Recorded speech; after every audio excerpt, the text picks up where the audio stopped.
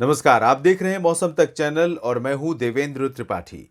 Post monsoon season का peak महीना कहा जा सकता है नवंबर महीने को। और नवंबर महीने में दक्षिण भारत को छोड़ दें तो बाकी जगहों पर जो बारिश होती है, चाहे वो ओडिशा से लेकर गुजरात का रीजन हो या उत्तर भारत में पहाड़ों पर जम्मू कश्मीर, गिलगित बाल्टिस्तान, मुजफ्फराबाद, लद्दाख से लेकर राष्ट्रीय राजधानी दिल्ली, उत्तर प्रदेश और राजस्थान का क्षेत्र हो, या फिर पूरब में बिहार से लेकर पूर्वोत्तर में अरुणाचल प्रदेश, असम, मेघालय, नागालैंड, मणिपुर, मिजोरम और त्रिपुरा का क्षेत्र हो, इन सभी जगहों पर जो भी मौसमी बदलाव होते हैं उसके बहुत ही अलग अलग फैक्टर होते हैं। और बारिश के लिए मुख्यतः कुछ ही मौसमी सिस्टम जिम्मेदार होते हैं। और आमतौर पर ये वो रीजन है पूर्वोत्तर में, मध्य भारत में, उत्तर भारत में, जहाँ पर बारिश इस दौरान बहुत ही कम होती है।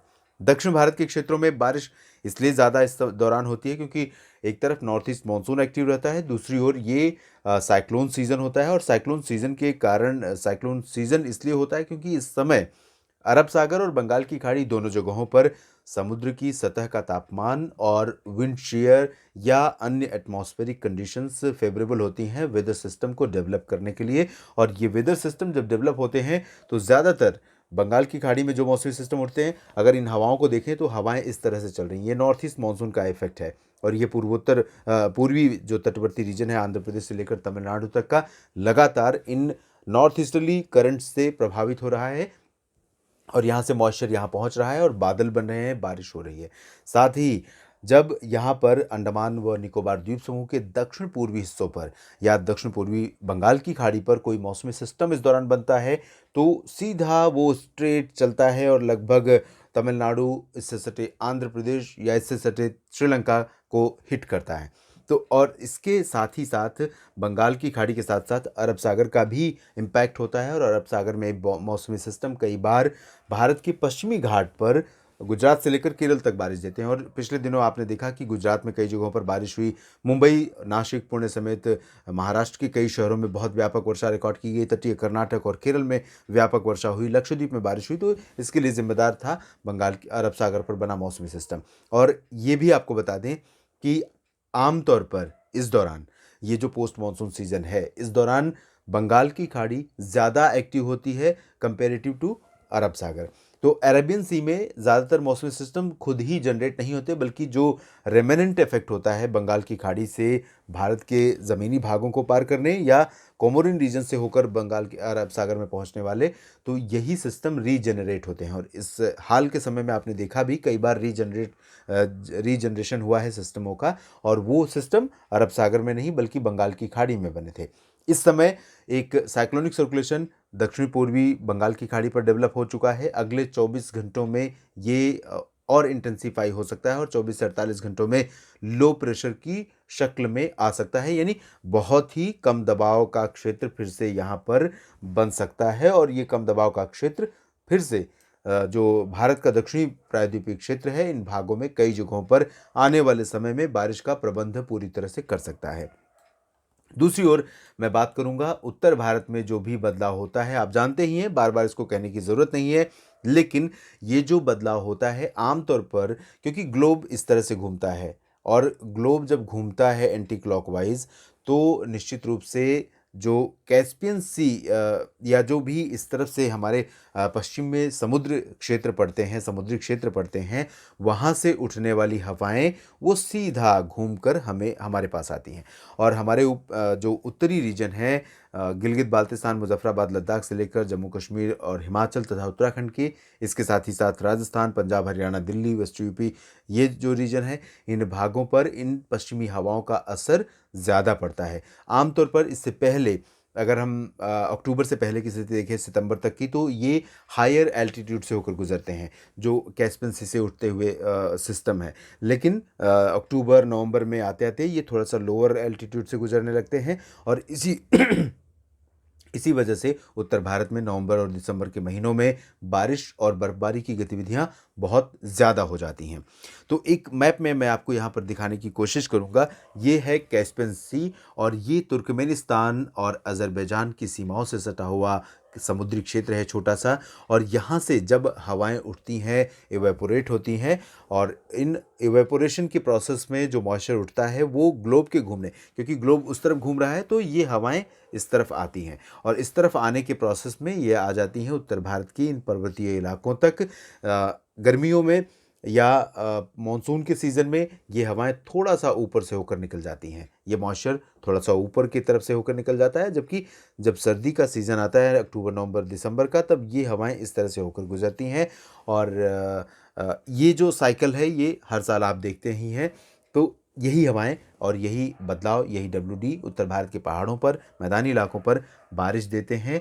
और आपको बता दें कि आज नहीं, कल एक डब्ल्यूडी उत्तर भारत के पहाड़ों की तरफ पहुंच रहा है, कल यानी 24 नवंबर को। और इसके प्रभाव से आप देखिए थोड़ा-सा परिवर्तन हो रहा है। गिलगित-बाल्तिस्तान, मुज़फ़्फ़राबाद, लद्दाख में यहाँ थोड़ी बारिश और बर्फबारी हो सकती है। मैदानी क्षेत्रों में आप देखें तो एक सर्कुलेशन यहाँ राजस्थान और इससे सटे पाकिस्तान पर जो बनेगा, इसकी वजह से एंटी क्लॉकवाइज़ हवाएँ चलने लगती हैं। इससे पहले आज जो हवाएँ हैं, उनकी दिशा उत्तरी और उत्तर पश्चिमी है, लेकिन कल हवाओं का रुख थोड़ा-सा बदल जाएगा। और कल से अगले 24 घंटों तक, आज की बात अगर मैं करूं तो आज रात तक हरियाणा, पंजाब, दिल्ली, राजस्थान के कई शहरों और वेस्ट उत्तर प्रदेश के कई शहरों में तापमान सामान्य से नीचे रहेगा और आइसोलेटेड प्लेसेस पर कोल्ड वेव कंडीशंस हो सकती है। लेकिन कल आप देखेंगे 24 नवंबर को कि सिचुएशन बदल जाएगी, तापमान फिर से वापस बढ़ने लगेगा। थोड़ी सर्दी कम हो जाएगी, पोल्यूशन लेवल बढ़ जाएगा, दिन में धुंध और कुहासा का प्रभाव बढ़ जाएगा, कोहरा भी कुछ स्थानों पर दिखाई देने लग सकता है। इसी वजह से मैदानी इलाकों में इसके चलते बारिश नहीं होगी। जब डब्ल्यूडी स्ट्रांग होता है और उसके प्रभाव से सर्कुलेशन स्ट्रांग बनता है सेंट्रल पाकिस्तान और एडजॉइनिंग राजस्थान या पंजाब पर, तब ये सर्कुलेशन अरब सागर से कुछ पानी लेकर आता है, मॉइस्चर लेकर आता है और वही मॉइस्चर यहाँ मैदानी इलाकों में बारिश का कारण बनता है। तो ये सिचुएशन अभी फ़िलहाल इस सप्ताह तक तो नहीं बनेगी। तो उत्तर भारत के मैदानी इलाकों में, पर्वतीय क्षेत्रों में मौसम मुख्यतः साफ रहेगा और 24-25 नवंबर को ये हवाओं का जो रुख बदल रहा है वो फिर से वापस 26 नवंबर से अपनी नॉर्मल डायरेक्शन में आ जाएगा और पश्चिमी हवाएं चलने लगेंगी। आसमान साफ होने लगेगा, पोल्यूशन कम हो जाएगा, धुंध कम हो जाएगी, कोहरा और कुहासा भी कम हो जाएगा और तापमान गिरने लगेगा, सर्दी का प्रभाव फिर से बढ़ जाएगा उत्तर भारत के पहाड़ी और मैदानी इलाकों में।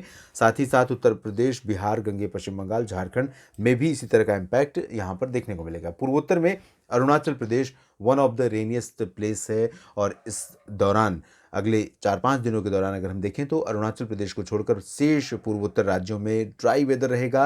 अरुणाचल प्रदेश के कई शहरों में लाइट रेन हो सकती है और ऊंचाई वाले क्षेत्रों में कहीं कहीं पर बर्फबारी भी देखने को मिल सकती है। ये सीज़न आमतौर पर बहुत ही अनुकूल होता है बर्फबारी के लिए। मध्य भारत में बहुत चेंजेस मौसम में नहीं होंगे ओडिशा से लेकर गुजरात तक, लेकिन हवाएं अगले 48 घंटों के दौरान यहाँ पर भी बदली हुई रहेंगी। हवाओं में नमी ज़्यादा होगी, ठंडी कम होगी, तो तापमान जो गिर रहा था वो रुक जाएगा, बल्कि बढ़ सकता है न्यूनतम तापमान। थोड़ा सा सर्दी में कमी आ सकती है ओडिशा से लेकर गुजरात तक, लेकिन 48 घंटों के बाद फिर से वापस से सिचुएशन चेंज होगी। जब उत्तर से हवाएं आएंगी तो तापमान गिरेगा। इधर दक्षिण भारत के क्षेत्रों में देखें तो नॉर्थ ईस्ट मानसून के एक्टिव रहने के कारण कोस्टल रीजन्स के साथ साथ इंटीरियर पार्ट्स पर भी बारिश लगातार होती रहेगी और यहाँ पर 26, 27, 28 नवंबर को आप देखिए सिचुएशन और ज़्यादा भयावह हो सकती है। और जो कंडीशन आपने बीते 2 स्पेल में देखी है, बीते 2 सिस्टमों में देखी है, चेन्नई समेत तमिलनाडु और नेल्लोर, विशाखापत्तनम, श्रीहरिकोटा समेत आंध्र प्रदेश में, पुदुचेरी में, उससे ज़्यादा भयानक कंडीशन हो सकती है। और नवंबर के आखिर से पहले 26, 27, 28, 29, 30 ये 3-4 दिन, 5 दिन ऐसे हो सकते हैं जब ये पूर्वी तटों पर विशाखापत्तनम से लेकर मैं कह सकता हूँ कि कन्याकुमारी तक का जो पूरा बेल्ट है, इन भागों में कई जगहों पर मूसलाधार वर्षा हो सकती है। इस दौरान कुछ दिन ऐसे हो सकते हैं जब बहुत ज़्यादा बारिश नहीं होगी, लेकिन ज़्यादातर समय ऐसा होगा जब यहाँ पर बहुत भारी वर्षा रिकॉर्ड की जाएगी। और इंटीरियर पार्ट्स में भी, यानी तमिलनाडु और केरल के इंटीरियर पार्ट्स के साथ साथ रायलसीमा और आंतरिक कर्नाटक के हिस्सों, तटीय कर्नाटक, गोवा, तेलंगाना, उत्तरी तटीय आंध्र प्रदेश, इन सभी भागों में भी कई जगहों पर इस दौरान हमें व्यापक वर्षा देखने को मिल सकती है। और वर्तमान सिस्टम जो इंटेंसीफाई होने वाला है बंगाल की खाड़ी में, वो थोड़ा सा और दक्षिणवर्ती रहेगा। अनुमान है कि श्रीलंका के तटों के साथ साथ ये तमिलनाडु के जो अंदरूनी इलाके हैं या तटवर्ती रीजन्स हैं, इन भागों पर पहुंचेगा। तो सतर्क रहिए यहाँ पर, क्योंकि काफ़ी चैलेंजिंग वेदर कंडीशन नवंबर के इन आखिरी दिनों में तमिलनाडु और आंध्र प्रदेश के कई शहरों के लिए होने वाला है। साथ ही साथ केरल और दक्षिणी आंतरिक कर्नाटक, तटीय कर्नाटक भी इससे अछूता नहीं रहेगा। इन सभी रीजन्स में, ये वो सभी रीजन्स हैं जहाँ पर नॉर्थ ईस्ट मानसून का इम्पैक्ट रहता है। तो यहाँ पर अलर्ट पर रहने की ज़रूरत इस अगले एक सप्ताह की अवधि के दौरान आपको रहेगी। इस बुलेटिन में इतना ही। आप लगातार जुड़े रहिएगा मौसम तक चैनल के साथ। नज़र रखूंगा मौसम में हर एक बदलाव पर और आपको अपडेट करूंगा। धन्यवाद।